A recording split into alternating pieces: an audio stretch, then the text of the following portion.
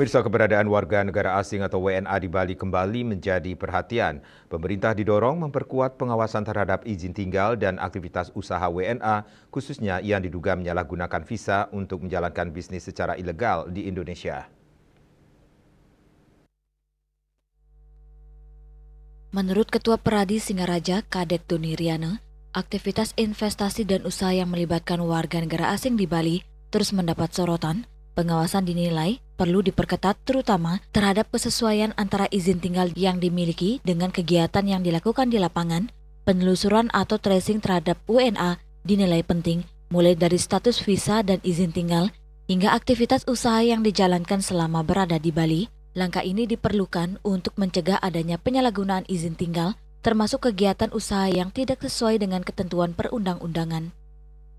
Menurutnya, sesuai Undang-Undang Nomor 6 Tahun 2011 tentang keimigrasian, pelanggaran terhadap ketentuan keimigrasian dapat dikenai sanksi administratif maupun pidana. Karena itu, koordinasi lintas sektor dinilai menjadi kunci, tidak hanya melibatkan imigrasi dan kepolisian, tetapi juga pemerintah daerah hingga pemerintah desa yang mengetahui aktivitas WNA di wilayahnya.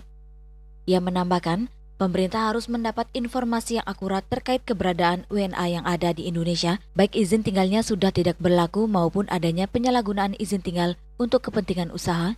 Informasi dari berbagai pihak tersebut diharapkan dapat mempercepat langkah pengawasan dan penindakan, terutama terhadap WNA yang menjalankan kegiatan usaha tanpa memenuhi ketentuan izin, maupun mereka yang menggunakan izin tinggal tidak sesuai peruntukannya. Cermati bahwasanya ini sudah modus ya, ini modus operandi daripada WNA itu dalam konsep mereka ingin menanamkan investasi yang ilegal di Indonesia, khususnya di Bali.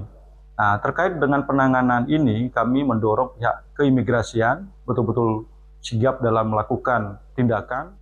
Pengawasan yang lebih terintegrasi diharapkan mampu menjaga iklim investasi tetap sehat, sekaligus memastikan keberadaan WNA di Bali sesuai dengan aturan hukum yang berlaku.